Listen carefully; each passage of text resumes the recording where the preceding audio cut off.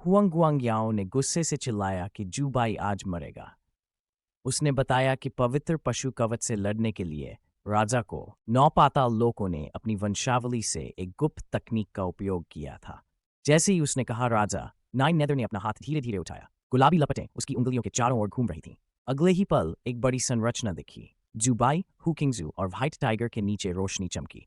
जमीन पर बैंगनी रंग फैल गया। हुकिंगजू ने जुबाई को सतर्क रहने की चेतावनी दी। जुबाई चमकदार आकृति के केंद्र में खड़ा था। उसके चारों ओर लपटें थीं। उसने चिल्लाया कि वे उसे निशाना बना रहे हैं और हुकिंगशू से सभी को तुरंत सुरक्षित स्थान पर ले जाने को कहा। तभी बूढ़े हुआंग की आवाज आई। वह पूछ रहा था। जुबाई को ऐसा भी लग रहा था कि वह दूसरों की चिंता करने के लिए समय निकाल सकता है। जैसे ही उसने ये बात कही, जुबाई के आसपास कुछ चमकते हुए हमले होने लगे। उन्हें देखते ही जुबाई ने तुरंत समझ लिया कि ये दुश्मन साधारण शक्तिशाली योद्धाओं से कहीं अधिक ताकतवर है, जो विभिन्न जातियों से आते हैं। अगले ही पल एक तेज आवाज सुनकर जुबाई ने तुरंत ऊपर की ओर देखा। हवा और ऊर्जा तेजी से बढ़ी। ऊपर से उसकी ओर गुलाबी रंग की राक्षस ऊर्जा आकृति, ऊपर से नीचे की ओर अविश्वसनीय रूप से तेज गति से। सुबाई आश्चर्य से पीछे हट गया। उसने कुल्हाड़ी से हमला किया। उसने आंखें चौड़ी करके कहा, यह तो बहुत तेज था। चमकते मैजिक एरे के भीतर 6 विशाल गुलाबी आकृतियां प्रकट हुई, जो अलग अलग नस्लों की थीं। फॉर्मेशन नियंत्रित कर रहे ओल्ड हुआंग ने समझाया, ये 6 प्रभावशाली व्यक्ति वास्तव में अपने क्षेत्र के शीर्ष विशेष थे, प्रमुख और प्रतिष्ठित शाही परिवारों से। उसने जू से व्यंग्य से पूछा, अगर उसे सच में लगता था कि उसने किया है, क्या जीत सकते हैं? फॉर्मेशन के बाहर हुकिंग शू ने स्थिति देखी। जुबाई को फंसा देखकर वह घबरा गया और बोला कि उसे मदद का तरीका खोजना होगा। मैजिक एरे के भीतर गुलाबी आकृतियां जुबाई पर चमकदार ऊर्जा से हमला करने लगीं। जुबाई ने कछुए का कवच सक्रिय कर उनके हमले रोकने की कोशिश की। यह देखकर ओल्ड हुआंग हंसकर बोला, 7 आत्माओं के विखंडन में मृत्यु, जीवन निर्माण को सम्मान समझना चाहिए। जुबाई ने दांत पीसते हुए इसे घृणित कहा। अचानक जुबाई की डाल टूटने लगी। गुस्से में जुबाई ने पलटकर पूछा कि क्या बूढ़े हुआंग को सच में लगता है कि वह शाकाहारी है? अगले ही पल एक चमकदार सुनहरी आभा ऊपर उठी। जुबाई ने अपनी शक्ति का प्रयोग किया और जोर से चिल्लाया। उसकी क्षमता का नाम होली बीस्ट आर्मामेंट है। शुबाई आसमान में उड़ा। गुलाबी आकृतियां पीछे हट गईं। रूपांतरित होकर शुबाई धधकते पंखों संग ऊपर उठा। उसके पीछे उसके हाथ में एक बड़ी सुनहरी तलवार बनी। उसने दुश्मनों को घूरा, नीचे से चिल्लाया कि उसे उनकी संरचनाओं की परवाह नहीं। तुरंत ही वह नीचे गोता लगा गया। आकाश से तलवार चमकाते हुए वह दहाड़ रहा था और उन्हें मरने का हुक्म दे रहा था। आग की लपट गुलाबी छायाओं की ओर बढ़ी और उन्हें काटते हुए आगे बढ़ी, जो घेरे में खड़ी थीं। एक को 2 हिस्सों में बांटा, लेकिन फिर कुछ अजीब घटना घटी। जूबाई एक क्षण के लिए उलझन में पड़ गया। वो घूरते हुए बुदबुदाया, क्या हो रहा है? गुलाबी छाया आकृतियों में से एक है। सुबी ने उसे आधा काट दिया था। स्ट्राइक फिर सीधा खड़ा।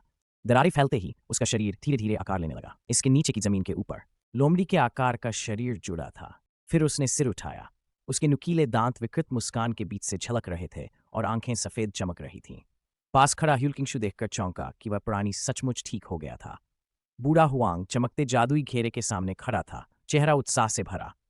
उसने सुबाई से कहा कि वह अब इस जादुई संरचना की अद्भुतता समझने लगा है।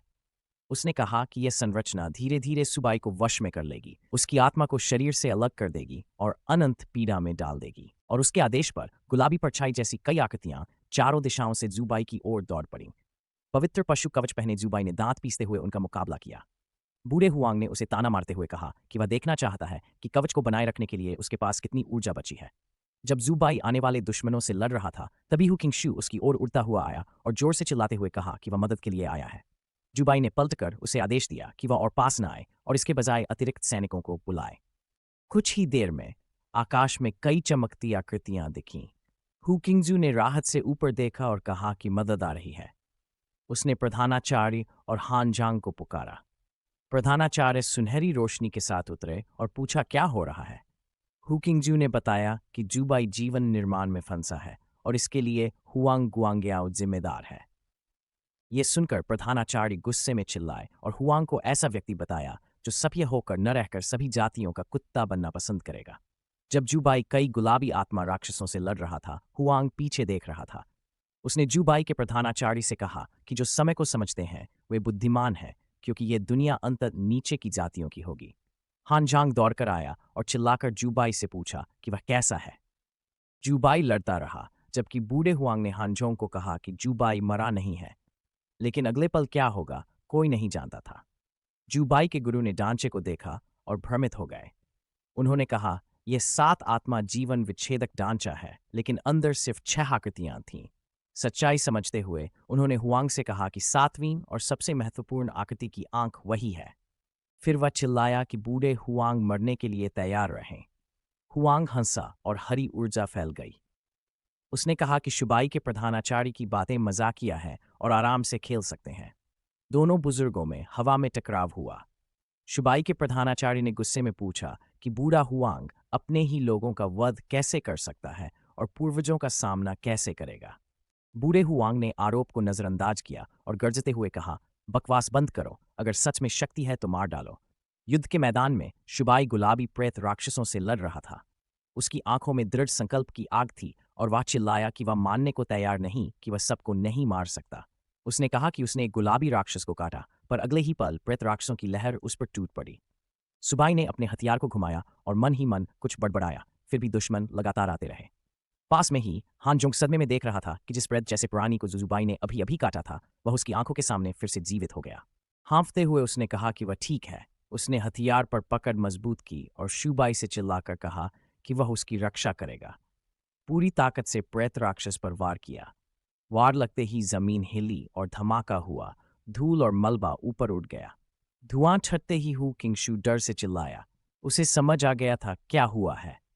उसने जोर से पुकार कर बताया कि हान झांग भी उस घेरे में बुरी तरह से फंस गया है। नीचे हान झांग गुलाबी रंग में चमकते हुए राक्षसों से घिरा खड़ा था, जो उसके पैरों से कसकर लिपटे हुए थे। वह बहुत तनाव में दिख रहा था और मन ही मन कुछ बड़बड़ा रहा था। अगले ही पल जिस राक्षस को उसने अभी अभी मारा था, वह अचानक फिर से उठ खड़ा हुआ और उस पर झपटा। उसने हैरानी से उसे देखा और पूछा कि क्या वाकई इस घेरे को तोड़ने का कोई रास्ता नहीं है। दूसरी ओर शुबाई के प्रधान के शरीर से तेज बिजली कड़कने लगी और उन्होंने अपने हाथ में ऊर्जा को धीरे धीरे एकत्रित किया। गुस्से में उसने घोषणा की कि वह जांगजो मार्शल यूनिवर्सिटी की प्रतिष्ठा को नष्ट नहीं होने देगा। उसने चिल्लाकर कहा, चाहे उसे तोड़ दिया जाए, वह सुरक्षा घेरा तोड़ेगा। बिजली उसके चारों ओर लिपटी। उसने निषिद्ध तकनीक का उपयोग किया। यह हमला एक गरजते अजगर के रूप में हुआंग गुआंग्याओ की ओर बढ़ा। हमला होते ही हुआंग चीख उठा।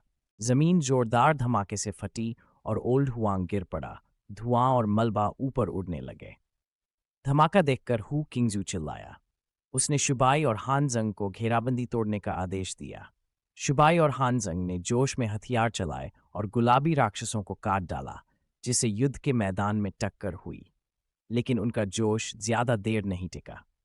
जब उन्होंने देखा कि यह कारगर नहीं हुआ, तो शुबाई के स्वर में हैरानी साफ छलक रही थी और उसने कहा कि हमला बेकार गया। नीचे कई गुलाबी राक्षस अचानक होश में आए और एक साथ तेजी से आगे बढ़कर हानजुंग और शुबाई को घेर लिया। हान जांग ने घबराकर हु क्यू और शू को बताया कि उसका प्रयास अभी भी विफल रहा है। जमीन से धुआं तेजी से फूट पड़ा और बिजली जोर से कड़कने लगी। बूढ़ा हुआंग उड़ती धूल के बीच से बाहर निकला और बोला कि सारा प्रयास व्यर्थ चला गया। घायल बूढ़े हुआंग ने ठंडी मुस्कान के साथ पूछा, क्या सच में उन्हें लगता है कि 7 आत्मा विच्छेदक को तोड़ना इतना आसान है? यह सुनकर जूबाई ने जबड़े भींच लिए। उसने कहा, जरूर कुछ नजरअंदाज हुआ है।